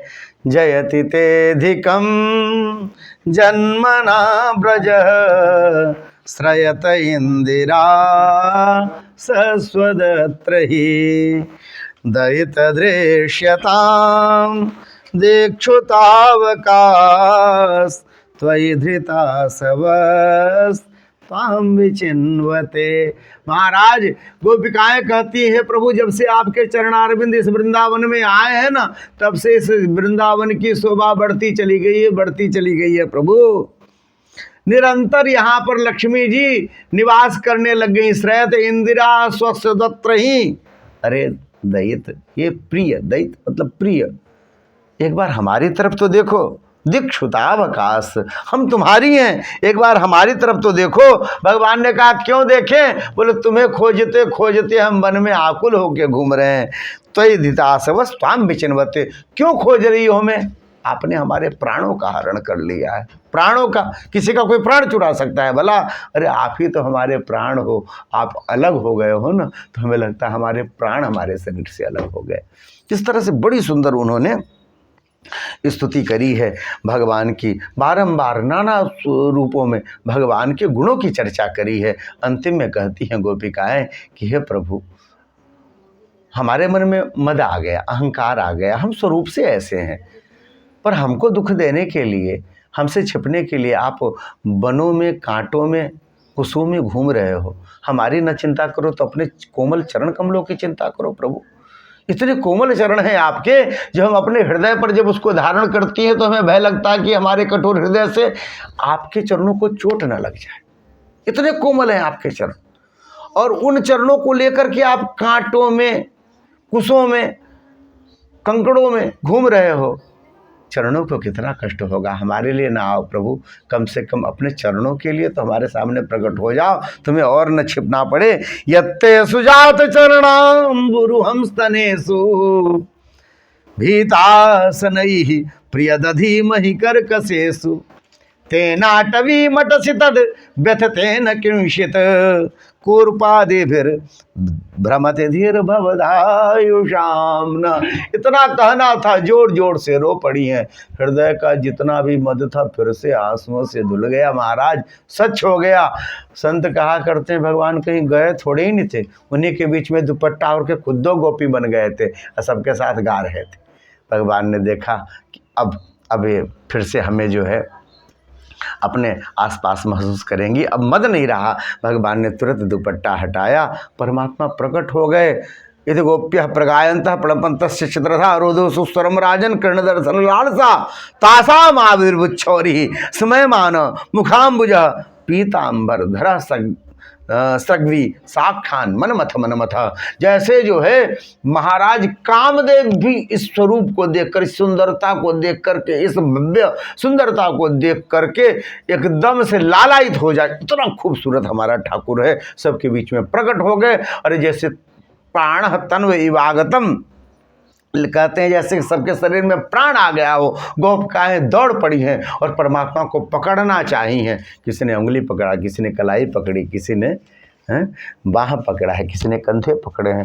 महाराज करोड़ों की संख्या, सबको लगता कन्हैया को हमने पकड़ लिए, हमारी पकड़ में आ गए, अब तो जाने नहीं देंगे। किसी ने दुपट्टा पकड़े, किसी ने पीताम्बर पकड़ा, सबकी पकड़ में ठाकुर। ये भगवान की भगवत्ता है, सबकी पकड़ में ठाकुर आए हैं। दोनों के बीच में बड़ी सुंदर चर्चा हुई है, परमात्मा को सब लोगों ने बैठाया है और दोनों के बीच की चर्चा बड़ी सुंदर यहाँ पर चर्चा है। बाद में भगवान ने सबको पुनः महारास में शामिल किया, दिव्य रास हुआ है। यहाँ पर 2 अध्यायों का है दिव्य रास, और फिर रास हुआ। भगवान ने सबकी मनोकामना पूर्ण की है। और गोपिकाएं, अब तो महाराज होता है न कि जो चाहते थे सो मिल गए, अब मिल गया तब तो परिपूर्ण हो जाना चाहिए। नहीं, भगवान को जितना पालो और भी भूख बनी रहती। अब तो गोपिकाएं क्षण भर के लिए भी भगवान के बिना नहीं रहना चाहती। यहाँ पर बड़े बड़े फिर से दैत्य आए, केसी आदि, भगवान ने बसकासुर आदि, भगवान ने सबको कंस के धाम पहुँचाया। उसके बाद सोचा भगवान ने कि बार बार यहाँ मामा जी को भेजना पड़ रहा है, एक बार जाते हैं मामा जी के पास ही जाके सब कुछ साफ सुफ करके आते हैं। तब तक नारद जी का आगमन हुआ। नारद जी ने भगवान को पिए हैं भगवान के, उन्होंने प्रोग्राम बताया। माखन खाने में व्यस्त हो प्रभु, बड़ा लंबा चौड़ा कार्य सोच करके आए थे। क्या है? बोले देखो कंस को मारना है, जरासंध को मारना है, महाभारत में बड़े दुष्टों का संहार करना है, ढेर सारे काम है, द्वारका बसानी है। आप तो यहाँ मस्त हो गए। भगवान ने कहा हाँ भैया करूँगा, बस अगला प्रोग्राम यही है। कंस ने अक्रूर जी को भेजा, अक्रूर जी कृष्ण और बलराम को लेने के लिए आए। यशोदा मैया देने को राजी नहीं थी। नंद बाबा ने समझाया 3 दिन में मैं वापस मेला दिखा करके अपने साथ दोनों बच्चों को लेता आऊँगा। ऐसा कह के अक्रूर जी के साथ कन्हैया बलभद्र जी मथुरा गए। पूरा ब्रज देखा परमात्मा ने अपने गोप बालकों के साथ, और धनुष को तोड़ा। और उसके बाद कंस मामा जी जो काल के डर से भयभीत थे, जितने तरह के पाप थे सब उन्होंने किए हैं। अब उनको इतना स्मरण जो कर रहा हो उसको फल तो देना ही चाहिए, भगवत धाम भेजना चाहिए। और परमात्मा ने मामा जी को भगवत धाम भेजा, अपने धाम भेजा। वसुदेव और देवकी जी को कारागृह से निकाला, उग्रसेन जी को भी कारागृह से निकाल करके राजा बनाया। आप हमारे मालिक हैं, हम आपके अंतर्गत रहेंगे और आपकी प्रजा बन करके रहेंगे, ऐसा कहा। देवकी वसुदेव जी को जब मिले हैं, देवकी ने हृदय से लगाया, छाती से दूध उतर आया है बालक को देख करके। महाराज छोड़ना नहीं चाहती। नंद बाबा कहते अरे तेरी मैया इंतजार कर रही होगी। बोले अभी छोड़ेंगे माँ को न तो इसका कलेजा फट जाएगा, यहीं मर जाएगी। अभी अभी तो मिले हैं देवकी को, नहीं तो 11 साल तक तो जेल के अंदर थी, बालक का दर्शन नहीं कर सकती थी। अब तो नंद बाबा क्या करे, छोड़ के गए। यशोदा मैया प्रतीक्षा करती रह गई। और यहाँ पर भगवान को भेजा गया है गुरुकुल में पढ़ने के लिए। परमात्मा वहाँ पर अध्ययन किए। भगवान को क्या पढ़ाना, जिनके श्वास शुद्धिचारी, चारों वेद उनके श्वासों में बसते हैं, पर भगवान ने उनको अनुग्रहित किया है। वहाँ से जब शांतिपनी आश्रम से चलने को हुए हैं, परमात्मा गुरु जी को कहा कि गुरु जी कुछ गुरु दक्षिणा हो तो बताइए। गुरु जी ने कहा कि हमारे लिए तो यही सबसे बड़ी दक्षिणा थी कि आपको मैंने पढ़ाया। परमात्मा क्या पढ़ेंगे किसी से। इतना दिन का जो है सत्संग है मुझे याद रहेगा। गुरु माता ने कहा कि बेटा मेरे मन में एक बात थी। बोले क्या? जब तक तुम थे ना तो हमें अपने बेटे की याद नहीं आ रही थी। मेरा बेटा कोई राक्षस उठा के ले गया था 5 जन नाम। यदि मेरा बेटा, अब तुम चले जाओगे तो मुझे अपने बेटे की याद आएगी। भगवान ने कहा मैं बेटा आपका लाके देता हूँ। गए भगवान सुदूर समुद्र के अंदर अंधेरे में, और जैसी कथा है वहाँ उन्होंने राक्षस का वध किया, शंख और बालक को लेकर के आए, गुरुपुत्र को लौटाया है। वह पांचजन्य भगवान के हाथ में। पांचजन्यम ऋषिकेश देवदत्तम धनंजय, सबके शंख के अलग अलग नाम हैं। तो महाराज इस तरह से पांचजन्य लेकर के परमात्मा लौटे हैं, और लौटे यहाँ पर मैया देवकी जी के पास रहने लग गए। जरासंध विशाल सेना लेकर के 17 बार भयानक, यानी जितनी बड़ी सेना महाभारत में लड़ी थी उससे 4 गुना बड़ी सेना लेकर के जरासंध आया। क्योंकि ये कंस के जो हैं वो ससुर लगते थे, अस्थि प्राप्ति कंस से, अस्थि प्राप्ति उनकी बिटिया, तो इसलिए जरासंध जो है, लेकिन भगवान ने सबको मार करके अकेले जरासंध को छोड़ दी। बार बार छोड़ देते। बलराम जी कहे क्या छोड़ रहे हो इसको, ये जाएगा फिर दुष्टों को इकट्ठा करके ले आएगा।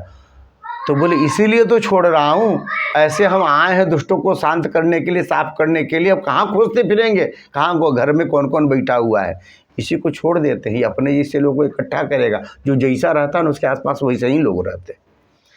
तो जरासंध 17 बार इकट्ठा करके लाया, बड़ी बड़ी अक्षौणी सेना, छठे छठे बदमाश सब। ये अंग्रेज लोग शुरू में आए ना, तो जैसा हम लोग पढ़ते हैं, जितने कारागृह में पड़े हुए थे उनको उठा उठा करके नाव में रख के लाए थे सब खोजने के लिए। उन्हीं से चलवाया जाता था चंपू वम्पू। जब पहली बार भारत उनको मिला या अमेरिका जब पहली बार मिला, बाद में फिर अच्छे लोग भी गए। शुरू में चंपू चलाने के लिए वो सब कारागृह के लोग ही थे, बड़े खोजने वाले, बहुत बड़ा दल नहीं था, बड़े वैज्ञानिक सब नहीं थे। बाद के क्रम में जब एक बार पता चल गया जो यहाँ इंडिया है या यहाँ अमेरिका है, तो बाद में बड़ी संख्या में लोग आने लग गए। तो ऐसी ही बात थी, वो सब वैसे ही लोगों को इकट्ठा करके लाया गया। तो महाराज 17 बार आक्रमण हुआ है, यह क्रम है। उद्धव जी की घटना आती है। भगवान को एक बार अपने ब्रज की बड़ी याद आई, क्योंकि यमुना जी में स्नान करते वक्त, जल विहार करते वक्त उनके हाथों में किशोरी जी का स्पर्श किया हुआ फूल आकर के लगा है। उनको वृंदावन की याद आने लग गई। सबको कह के आए थे कि हम परसों आ जाएंगे, और बरसों हो गए हम गए नहीं। उद्धव जी को भेजा है कि जाके समझाओ, प्रेम परस्पर होता है, वो हमें बहुत याद करती हैं, इसलिए हमें भी बड़ी याद आती है। उनको बताना कि निराकार ब्रह्म की उपासना करें, उनको आसन प्राणायाम रामदेव बाबा वाला अष्टांग योग है ये सब सिखा करके आना, जिससे वह जो है निराकार स्वरूप ब्राह्मण भगवान में लीन हो जाए। मुझे याद करके रोए ना, नहीं तो मुझे भी उनकी बड़ी याद आती है। उद्धव जी आए हैं और यहाँ पर यशोदा मैया आनंद बाबा ने उनका स्वागत किया है। गोपिकाओं को समझाया है, उन्होंने समझाया तो थोड़ा था, फिर गोपिकाओं ने उनको अच्छे से 6 महीने तक समझाया, और इतना समझाया कि अपने शिक्षा का अहंकार करने वाले उद्धव जी भक्त बन गए भगवान के, और बार बार प्रणाम किया है। हमारे वृंदावन में इसको बड़ा भाव से लोग सुनाया करते हैं, बारंबार प्रणाम किया है। लोग कहते हैं किसको प्रणाम कर रहे हैं? श्री उद्धव जी महाराज। बोले भगवान कृष्ण को? बोले नहीं। फिर भगवान कृष्ण के वृंदावन को? बोले नहीं। बोले वृंदावन की गोपिकाओं को? बोले नहीं। बोले गोपिकाओं के चरणों को? बोले नहीं। गोपिकाओं के चरणों की धूल को प्रणाम कर रहे हैं। बोले मैं इन सबको प्रणाम करने लायक नहीं हूँ, मेरी योग्यता नहीं है ऐसी, मैं इनके चरणों की धूल को प्रणाम करता हूँ। वंदे नंद ब्रजस्त्रीणाम पाद रेणु अभिक्षसः यासाम हरिकथोद्गीतम पुनाति भुवनत्रयम। जिनके द्वारा गाए हुए भगवान के यह प्रेममय गीत पूरे संसार को, तीनों लोक को पवित्र करते हैं, उन गोपिकाओं की चरण की धूल को मैं प्रणाम करता हूँ। उद्धव जी पहुँचे फिर से कन्हैया के पास। आगे भगवान ने जरासंध इस बार ब्राह्मणों को बैठा करके आया है अनुष्ठान पे, और कहा कि भैया अनुष्ठान में जौन मंत्र आता हो, जो तिथि जो विधि आपको आती हो करो, हम कुछ नहीं जानते, बस ऐसा अनुष्ठान करो जिससे हम जीत करके आएँ। यदि जीत करके आएंगे तो मैं बात का अपने बड़ा पक्का हूँ, आप जितनी भी दक्षिणा बोलोगे मैं उसका 10 गुना दूंगा। मैं समर्थ हूँ, मैं दे सकता हूँ। यदि मैं हार के आया ना पंडित जी, 17 बार हारा हूँ, तो ये जान जाओ कि धड़ के ऊपर सर किसी का नहीं रहेगा। घर वालों से छुट्टी लेके आना। अब तो जितने पंडित जी थे जौन मंत्र आता वो भूल गया। ऐसा बोल के गया। अब तो सब रोने लगे पंडित जी, बाल बच्चों का मुंह कैसे देखेंगे, ये तो दुष्ट ऐसा कर रहा है। सबने भगवान को जो है मन ही मन रोते रोते प्रार्थना करनी शुरू की, परमात्मा कोई उपाय करो जिससे हमारा प्राण बच जाए। भगवान ने जब सुना है आर्थ पुकार ब्राह्मणों की, भगवान ने तुरंत द्वारिका का निर्माण कराया विश्वकर्मा जी से। बलभद्र जी को कहा, दाऊ फिर से आ रहा है जरासंध। बोले आने दे, इतना बार हारा इस बार भी हारेगा। बोले नहीं नहीं, इस बार हमें हारना है। क्यों? अरे जरासंध को लौट के जाने देंगे, यदि नहीं गया ना तो वहाँ पे सब वहाँ बैठे हुए उसके गले पे तलवार रख के काट देंगे सबसे।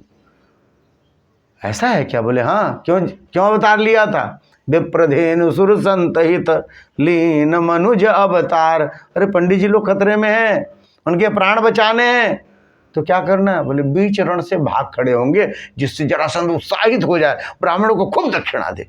ऐसा हो ही नहीं सकता जिससे 17 बार हारा हो उनके सामने पीठ दिखा के भाग जाए। अरे क्या करते हो, बड़ी बदनामी होगी, बदनामी होगी। बोले होने दो ना, कुछ अच्छा करने से यदि दाग लगते तो दाग अच्छे हैं, टीवी में ऐड आता है। तो कहे महाराज यदि इसके कारण किसी के प्राण बचते हैं, उनका जीवन बनता है तो अच्छे हैं। अरे माखन चोर लोग कहते ही हैं, चित चोर कहते ही हैं, चीर चोर कहते ही हैं, रण छोड़ भी कहेंगे, लेकिन इससे ब्राह्मणों का तो भला होगा ना। परमात्मा ने वही किया है। काल यवन आया, काल यवन मुचकुंद के देखने से भस्म हो गया। मुचकुंद को दर्शन दिया परमात्मा ने और परमात्मा पहुँचे हैं द्वारिका। यहाँ जरासंध बड़ा प्रसन्न है। तब से ऐसा ब्राह्मणों का भक्त हो गया कि 12 बजे रात में भी कोई आके कहता है कि मुझे यह चाहिए, तो कहते हैं जरासंध ऐसा दानी हुआ कि उसको वापस नहीं लौट आता है। कथा आती है कि भगवान को जब भीम से युद्ध की बात माननी थी तो ब्राह्मण बन करके गए थे, इसमें ना नहीं करेगा, पक्का बात है। ब्राह्मण स्वयं अर्जुन को और भीम को भी ब्राह्मण का स्वरूप बनाया था। ऐसा जरासंध ऐसा भक्त हो गया। तो यहाँ भगवान ने द्वारिका बना ली और सब कुछ सुंदर हो गया है। भगवान ने सब पर कृपा करी है। भगवान द्वारिकाधीश कहलाए। ऐसे तो सीधे पहले कन्हैया कह दिया करते थे, अब हमारे ठाकुर जी का लंबा सा नाम हो गया जी। अब हमारे भगवान सम्राट चक्रवर्ती द्वारिकाधीश भगवान श्री कृष्ण ऐसे कहे जाते हैं। परमात्मा बन गए। सब बात तो ठीक है, अभी तक हमारे कन्हैया का ब्याह नहीं हुआ। क्यों नहीं हुआ? क्योंकि कहते हैं भैया बड़े भैया का ब्याह नहीं हुआ है। अब बड़े भैया का जैसा स्वभाव है ना, तो डर के मारे सब ऐसे ही कांपते रहते हैं। शेष भगवान के अवतार हैं, गुस्सा बिल्कुल नाके पे रहती है, और कहीं रोटी इधर उधर जला, और उसके बाद तो क्या हुआ, भयभीत हैं सब, तो जल्दी कोई रिश्ता लेके नहीं आता है। दूसरे ही युग वाले आएंगे तब जाके काम बनेगा। हुआ भी ऐसा ही। महाराज त्रेता युग के एक राजा थे, सूर्यवंशी राजा। उनको बिटिया अपनी बड़ी पसंद, रेवती। इतनी अच्छी बिटिया लगे कि उसके सामने सब राजकुमार फीके लगे। बड़े परेशान हुए, अपने बिटिया जैसा कोई योग्य राजकुमार न मिला। उस समय लोग ब्रह्मा जी तक जा पाते थे। ब्रह्मा जी के पास गए, कहे कि इसके अनुकूल कोई हमें कोई लड़का बता दो, आप ही सीधे बता दो, हम कहाँ कुंडली मिलाते फिरे। ब्रह्मा जी ने कहा लो हमारे पास सीधे आ गए। अरे महाराज जब तक आप यहाँ आए हो तब तक वहाँ आपका युग पूरा बीत गया, उनके पोते परपोते सभी समाप्त हो गया, आपका युग समाप्त हो गया, द्वापर भी समाप्त हो रहा है, अंतिम काल चल रहा है। ऐसा हो गया क्या? बोले ब्रह्मा जी का तो ऐसे ही चलता है दिन, ब्रह्मलोक का स्वरूप ही अलग है। अब क्या करें? बोले अभी आप हमारी शक्ति से जाओ, और शेष जी स्वयं वहाँ अवतार लेकर के बलभद्र जी के रूप में है, उनसे अपनी बिटिया का ब्याह कर देना।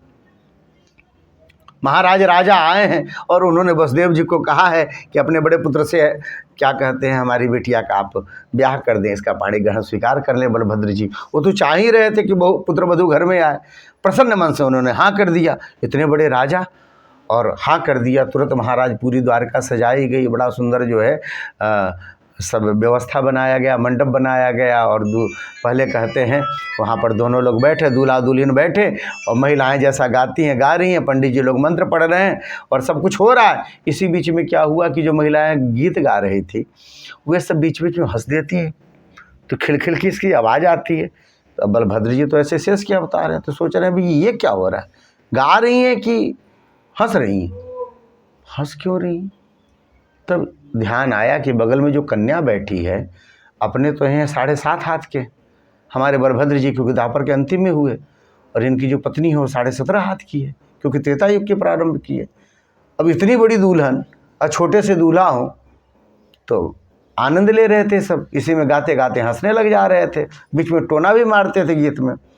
अब और कोई रहता तो शांत होकर बैठता, हमारे शेष भगवान है, कैसे शांत होकर बैठे। धीरे से रेवती जी को कहा, रेवती जी। बोले हाँ जी। बोले आपसे कुछ बात करनी थी। तो बोले हाँ जी। बोले जरा मंडप के पीछे चलो। चलोगी? बोले जी हम आपकी सेविका हैं, जहाँ को वहाँ चलेंगे, आपसे ब्याह हो रहा है हमारा। तो पंडित जी को कहा, पंडित जी 2 मिनट बाद मंत्र पढ़ना, हम आते हैं। पीछे लेके गए। वो 17.5 हाथ की दुल्हन, ओ ये बात है, इसलिए हंस रही थी सर, खुद 7.5 हाथ के। अब उन्होंने क्या किया, बोले हमारा मूसल और हल लेके आओ। सेवक को भेजा, उनका मूसल हल जो उनका आयुध है लेके आया। बोले आप हिलना डुलना मत, आंखें बंद करो। आंखें बंद किया उन्होंने, हल को फंसाया ऐसे गर्दन में और मूसल से यूं दबा दिया, करेक्ट 7.5 हाथ। चलो अब बराबर हो गया, चलो पंडित जी मंत्र पढ़िए। अब महाराज मंत्र पढ़ना शुरू, जितनी महिलाएं थी सबको गाना भूल गया।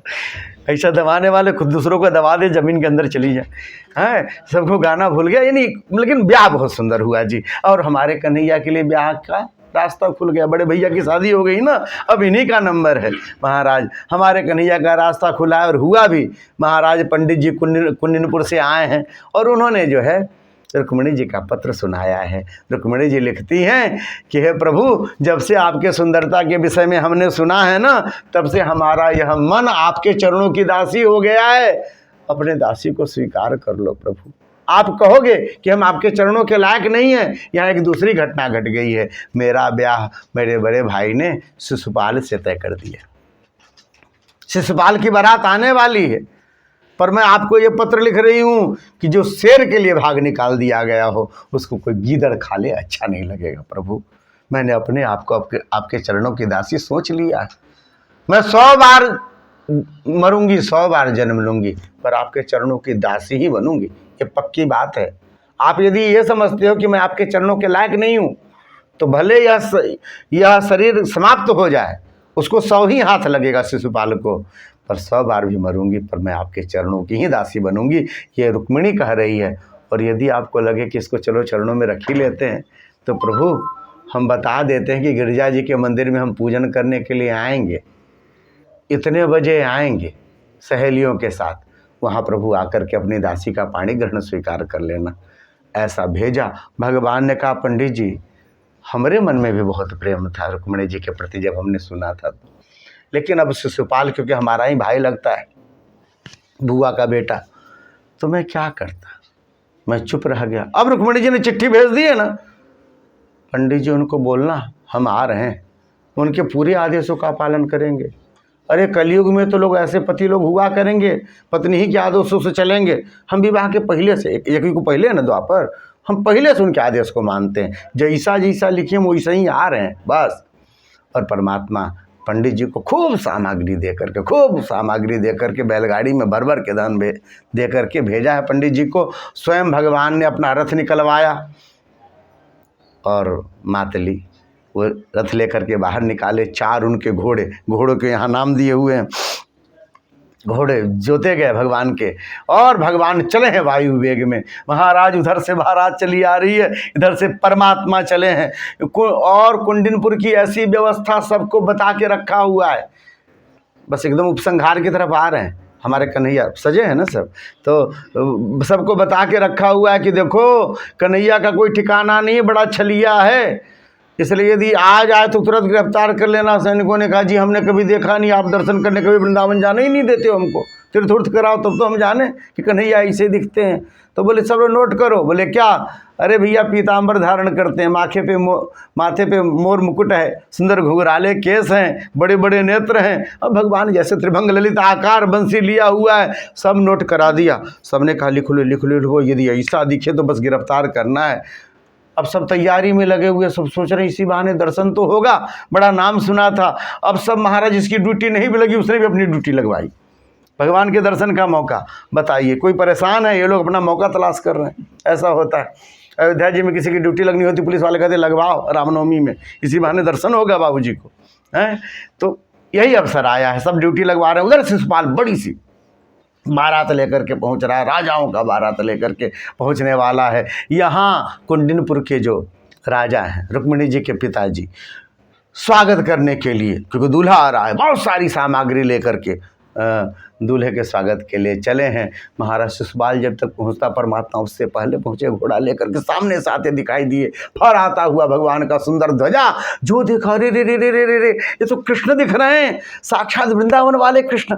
आहा, मेरा कितना मन था कि मैं अपनी बिटिया का ब्याह इनसे करूँ, रुक्मिणी से, पर क्या करूँ, मैं भी पुत्र मुँह में पड़ करके।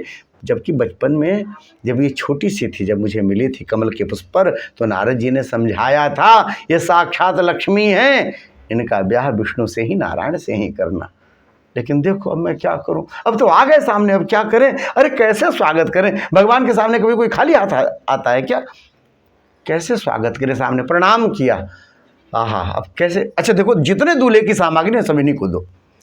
महाराज जौन दूल्हा के लिए जा रहा था सामग्री, सब वो साफा पैजामा पगड़ी सब नए नए होते, सब दे दिया परमात्मा को, और परमात्मा को दे करके प्रणाम किया। प्रसन्नता, दूसरा सेट मंगवा लेते हैं, तब तक राजा हैं, इनके पास काहे कि कभी दूसरे का आर्डर दिया, भगवान को मिला है। इधर विदा हुए ससुर जी, भगवान ने फटाफट जो है, जो भी होता है जामा जोड़ा, सब फटाफट पहना है, पगड़ी लगाई है, हैं, और सब कुछ लगा करके महाराज चल दिए। अब दूल्हे के स्वरूप में है, पगड़ी लगाए हुए, जामा जोड़ा पहने हुए। अब जितने सैनिक देख रहे हैं, अरे रथ आ रही है, मिलाओ। मोरपंख है? बोले नहीं है। पगड़ी? हाँ पगड़ी। अच्छा ये देखो पीताम्बर है? बोले नहीं है, ये तो कुछ और पहने, दूल्हे जैसे लग रहे हैं। बोले नहीं है। अरे जाने दो जाने दो।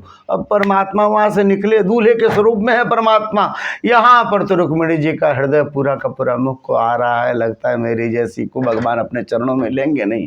गिरिजा जी के सामने रोने लग गई, मैया तुम्हारे चरणों में आके सबकी मनोकामना पूर्ण होती है। मैंने तो भगवान ही मान लिया, मेरी भी क्या गलती, मैंने भगवान को ही मांग लिया, पर मांग लिया है ना, गलती तो हो गई है।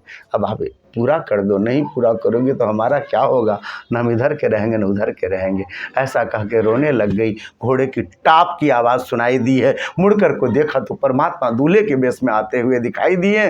जो ही देखा महाराज, जितना दुख था, जितने शोक थे, सब गुब्बुर की तरह उड़े हैं, वहाँ से चली है। परमात्मा ने हाथ आगे बढ़ाया और रुक्मिणी जी का हाथ थामा, रथ पर बैठाया, लेके चल दिए हैं परमात्मा।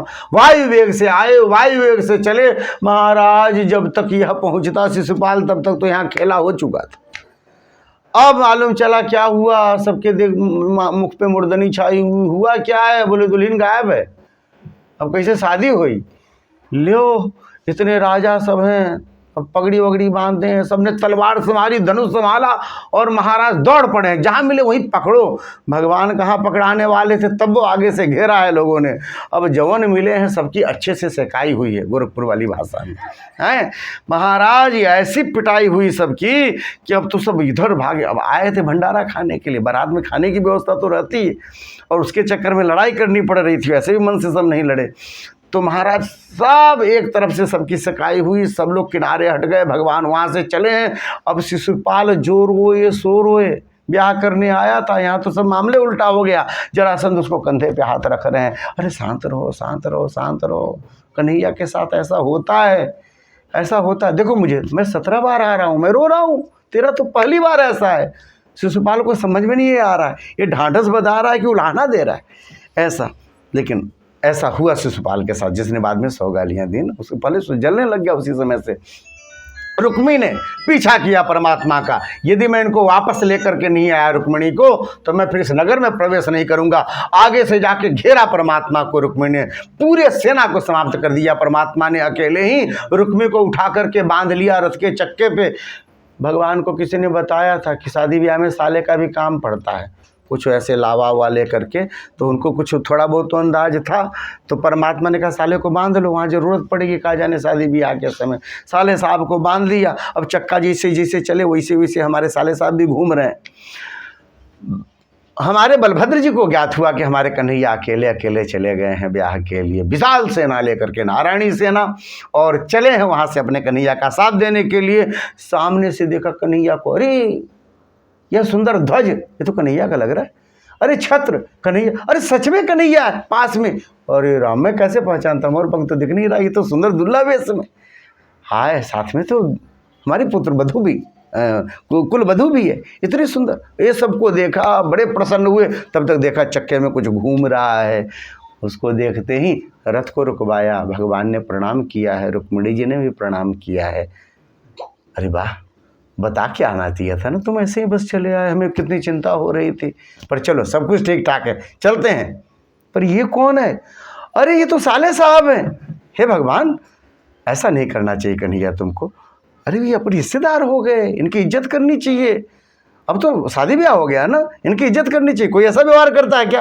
फिर रुक्मिणी जी को समझाते हैं, इसकी बातों में मत जाना, ये बस कुछ ऐसा करता है, पर है दिल का बड़ा अच्छा आदमी है। हाँ, ऐसा करता रहता है थोड़ी बहुत, लेकिन दिल का बहुत अच्छा आदमी है। आप बिल्कुल चिंता मत करना। अभी खुलवाया, उनको लेकर के चले हैं। यहाँ बड़ा बढ़िया पूरा अध्याय चलता है, जिसमें रुक्मिणी जी को समझाते हैं, एक बार कन्हैया को समझाते हैं। सब पहुँचे हैं इधर द्वारिका। द्वारिका वालों को पहले से मालूम है, महाराज पूरे द्वारिका को सजा के रखा हुआ है, क्योंकि हमारे कन्हैया दूल्हा बन के आ रहे हैं। और सजाया गया, ब्राह्मणों को बुला के रखा हुआ, मंडप बना के रखा हुआ है। दोनों महाराज मंडप पे विराजित हुए हैं। महिलाओं ने गाना शुरू किया, पंडितों ने मंत्र बोलना शुरू किया, और हमारे ठाकुर का ब्याह होना शुरू हुआ है। महाराज, आकाश से देवता देख रहे हैं, संसार भर के सब प्राणी देख रहे हैं। लक्ष्मी नारायण कहते तो सब है, विवाह देखने का मौका कहाँ आता है? ये सबको मौका मिला है, सब देख रहे हैं, अपने भाग्य को सराह रहे हैं। मंगलम भगवान विष्णु मंगलम गरुड़ध्वज मंगलम पुंडरीकाक्ष मंगलाय तनोहरि। और हमारे ठाकुर का ब्याह हुआ। कृष्ण रुक्मिणी जी का यह ब्याह का प्रसंग यहीं से, अब यहीं कथा पूरी करते हैं। बोले कृष्ण कन्हैया लाल की, श्री रुक्मिणी जी की, कृष्ण रुक्मिणी विवाह महोत्सव की। ये कथा का क्रम पूरा हुआ। अब अभी दोनों स्वरूप बने हैं, दोनों स्वरूप आएंगे, हमारे जजमान पूजा करेंगे, दोनों के स्वरूप की पूजा करेंगे, और उसके बाद आरती होगी। कल की सूचना आपको दे दें, कल क्योंकि बहुत सारा कार्यक्रम है, इसलिए कार्यक्रम का समय थोड़ा सा बदला गया है। हाँ, ये पूजन का जो है, पूजन का कार्यक्रम 7 बजे से रहेगा। पाठ का समय 9 बजे से 11 बजे का रहेगा। हवन का समय 11 बजे से 12 बजे का रहेगा। और ये जो कथा आप शाम को सुन रहे हैं, कल 7वें दिन की अंतिम दिन की कथा आपको 1 बजे से 2 बजे के बीच में मिलेगी। यदि 2 बजे के बाद आएंगे तो आप नुकसान में नहीं रहेंगे, बढ़िया भोजन वोजन की व्यवस्था है, लेकिन कथा नहीं मिलेगी। हैं, कथा के बाद ना हवन होगा? नहीं, कथा से पहले हवन होगा। अच्छा, तो हवन के बाद कथा का क्रम शांत होकर के सुना जाए, धड़पड़ाहट न रहे। तो कल की कथा का समय आपका 1 बजे से 2 बजे है। 2 बजे ब्राह्मण भोजन का स्वरूप है। एक बात और बता देते हैं कि जिन्होंने भी कथा सुनी, कोई तीसरे दिन आए, कोई दूसरे दिन आए, कोई पहले दिन आए थे फिर आज आए हैं, उन सबके लिए बता दें कि आप अंतिम दिन की कथा यदि सुनते हैं तो आपको 7 दिन के कथा सुनने के फल की प्राप्ति हो जाती है। क्यों? क्योंकि 12वें स्कंद में अनुक्रमणिका बतलाई गई है। पहले स्कंद से लेकर के 12वें स्कंद की कथा शॉर्टकट में एक अध्याय में बताई गई है, और वह सुनाया जाता है। इसको सुनने से सप्ताह कथा के श्रवण करने की पूर्ण फल की प्राप्ति होती है। तो जो लोग आ रहे हों, और यदि ऐसा भी हो कि शायद दिन में आ पाए ना पाए, ऐसा मन में हो, तो अन्य कार्यों को स्थगित करके इस कथा में पधारेंगे। 1 घंटे की कथा रहेगी। 1 घंटे बाद हम लोग विराम देंगे। कथा को पूरा सुने, फल की प्राप्ति करें। बाकी कार्य तो रोज होते ही रहते हैं भगवान की कृपा से। बोले कृष्ण कन्हैया लाल की, श्रीमद् भागवत भगवान की।